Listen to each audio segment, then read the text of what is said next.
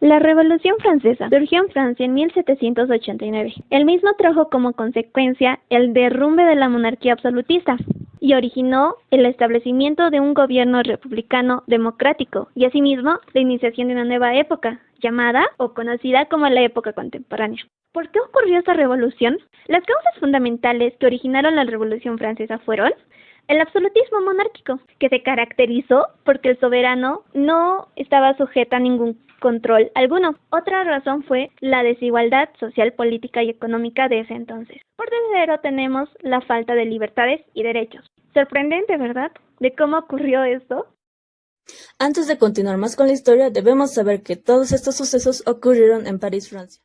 Antes de la subida de Luis XVI al trono, Francia ya le estaba pasando mal económicamente, esto a tal punto de dejarla casi en la ruina, porque los antiguos reinados se habían gastado o invertido demasiado en las guerras, y también en gastos de lujo propio. Esto nos lleva a ver a cómo era la vida social en Francia. En la sociedad francesa se distinguían tres estados o clases sociales, las cuales estaban bajo un régimen de monarquía absoluta, es decir, que el rey estaba a cargo, puesto que tenía un poder absoluto, el cual se decía que derivaba de Dios, y también era un poder hereditario. Junto a él estaba la familia real.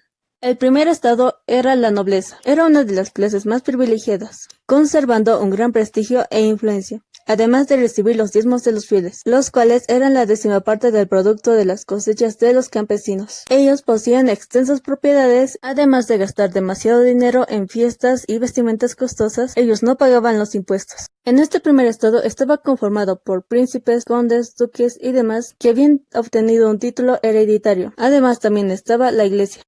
El segundo estado, el cual era el clero, era la segunda clase más privilegiada, los cuales poseían tierras de igual importancia y extensión. Ellos no pagaban impuestos, pero sí recibían tributo de los campesinos, los cuales solo les debían vender sus productos a ellos. Por último tenemos al tercer estado o estado llano, que se dividía en dos partes. Primero estaban los burgueses, que eran personas como comerciantes, banqueros, médicos, abogados y artesanos.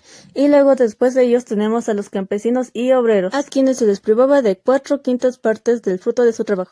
Todos ellos, burgueses y campesinos, debían pagar impuestos al Estado, diezmo a la iglesia y derechos feudales al señor. Ya viendo esto, podemos ver qué clase de injusticia se hacía, puesto que el primer estado y el segundo estado obtenían todos los privilegios, los derechos, los cargos administrativos y no pagaban impuestos. Además, ellos formaban el 3% de la población, mientras que el tercer estado, quien sí pagaba impuestos, no tenía derechos políticos y ellos eran los que iban a la guerra, conformaban el 97% de la población. Ya volviendo a la historia, Luis XVI había ascendido al trono, junto a su esposa María Antonieta, con quien había contraído matrimonio formando una alianza entre Francia y Austria. En la Revolución Francesa distinguimos tres etapas: la etapa monárquica, la etapa republicana y la etapa imperial. A continuación veremos lo que ocurre en la etapa monárquica. Los Estados Generales fue convocado por Luis XVI, rey de Francia. Se reunieron en Versalles el 5 de abril de 1789. ¿Y qué rayos eran los Estados Generales? Eran una especie de asamblea, parlamento, integrada por 1.200 diputados, 300 por el clero, 300 por la nobleza y 600 por el tercer estado o estado llano. La crisis económica obligó al soberano francés a reunirlos para que adoptaran así las medidas más convenientes. El tercer estado quiso aprovechar de dicha asamblea para presentar peticiones favorables al pueblo. Como eran reexplotados por ciertas personas, el rey y la nobleza no tomaron en cuenta estas reformas. La petición que no tomaron en cuenta principalmente fue el derecho del voto por cabeza, que les era favorable, ya que eran mayoría, pues querían la subsistencia del voto por orden, que favorecía a las clases privilegiadas, el clero y la nobleza, como siempre. Entonces el tercer estado desacató la orden de Luis XVI y se reunió separadamente. ¿Y cómo iba a reaccionar el soberano francés? Lo veremos a continuación. El soberano francés se dio ante los acontecimientos de la Asamblea Nacional, invitando a que sesionaran las tres clases sociales. ¿Y cómo no iba a hacer eso? Si le conviene, ¿no? Solo digo. Así surgió la Asamblea Constituyente. El rey había perdido su autoridad y la monarquía absoluta llegaba a su fin. Los principales acontecimientos fueron la toma de la Bastilla, el 14 de julio de 1789. El pueblo de París atacó la fortaleza de la Bastilla y la ocupó. ¿Y qué simbolizaba la misma? La Bastilla era el símbolo del despotismo. El 26 de agosto de 1789 fue promulgada por la Asamblea la Declaración de los Derechos del Hombre y del Ciudadano, que se refiere principalmente a que todos los hombres son iguales. En esta etapa, Robespierre permite que se publiquen periódicos, y el que más resalta es el periódico de Jean Paul, que más que todo trataba de crítica hacia la monarquía. Un ejemplo de su popularidad es cuando el 2 de octubre publica que el rey botó al suelo y pisó la tricolor, provocando disgusto en las mujeres, que ya habían estado enojadas por la escasez de pan. Entonces se enfurecieron con la noticia de la tricolor. En algunos casos las mujeres somos muy explosivas. Me incluyo. No, mentira. Bueno, continuando. ¿Y por qué tanto interés por la tricolor? Porque la habían adoptado como símbolo de la libertad. Por ende, fueron a atacar a Versalles, en donde supuestamente en ese momento la reina dijo: ¡Ah, que coman pasteles! La situación pone en aprietos al rey, lo que le obliga o le lleva a afirmar los derechos del hombre y del ciudadano.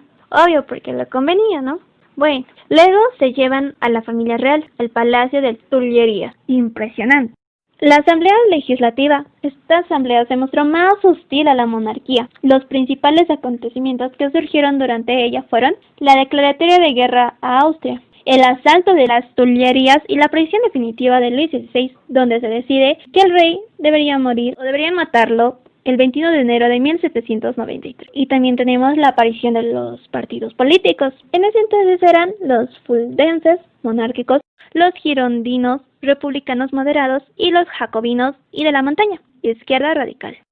La etapa republicana. Esta comprende del 21 de septiembre de 1792 hasta el 9 de noviembre de 1799. Ya disuelta la Asamblea Legislativa, se formó la Convención Nacional, y los principales actos de esta fueron el decreto de la abolición de la monarquía y el proclama de la república. Él sancionó el sufragio universal, es decir, el derecho a voto para todo ciudadano, y también el fin de la esclavitud. En esta se condenó a muerte el rey Luis XVI, porque se decía que esta nueva etapa no iniciaría si no moría el rey. Luego de su muerte, poco a poco surge la época del terror.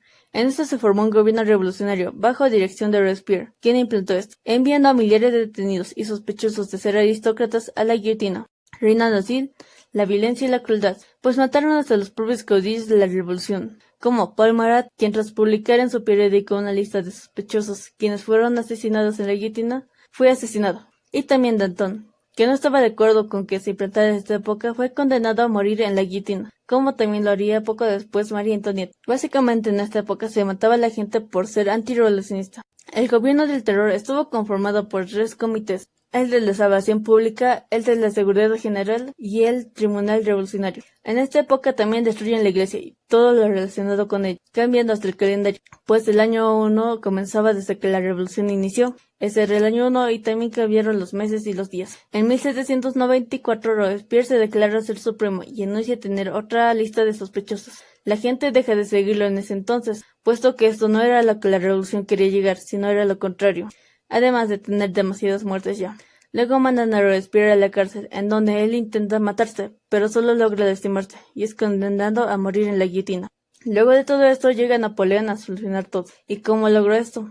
La Convención Nacional promulgó la Constitución del año 3, que establecía el directorio, el cual era un gobierno republicano, quien tuvo la siguiente organización: el Poder Ejecutivo, que estaba a cargo del directorio, integrado por 5 miembros; el Poder Legislativo, conformado por 2 consejos, el de los 500 y el de los ancianos. Y como el directorio tuvo que hacer frente a los ejércitos extranjeros, comienza a destacarse la figura de Napoleón, siendo el 9 de noviembre de 1788 cuando da su golpe de estado, del 18 de Brumario. Es entonces que el Gran Corso se apodera del gobierno y establece el consulado. Este establecimiento del consulado fue sancionado por la Constitución del año 3, pues el consulado constaba de 2 poderes: el Poder Ejecutivo, formado por 3 cónsules, siendo la figura principal el primer cónsul, el cual era Napoleón, dueño del gobierno obviamente, y el Poder Legislativo, que constaba de un Consejo de Estado y el Tribunado y un cuerpo legislativo. Etapa imperial 1804-1815. Comprende desde el 18 de mayo de 1804, en que se establece el imperio, siendo proclamado Napoleón emperador por el Senado, con el nombre de Napoleón I. En adelante fue anhelo de Gran Corso establecer la monarquía universal. Inauguró un gobierno personal absoluto. Se rodeó de una brillante corte integrada por sus familiares y generales, a quienes otorgó títulos nobiliarios.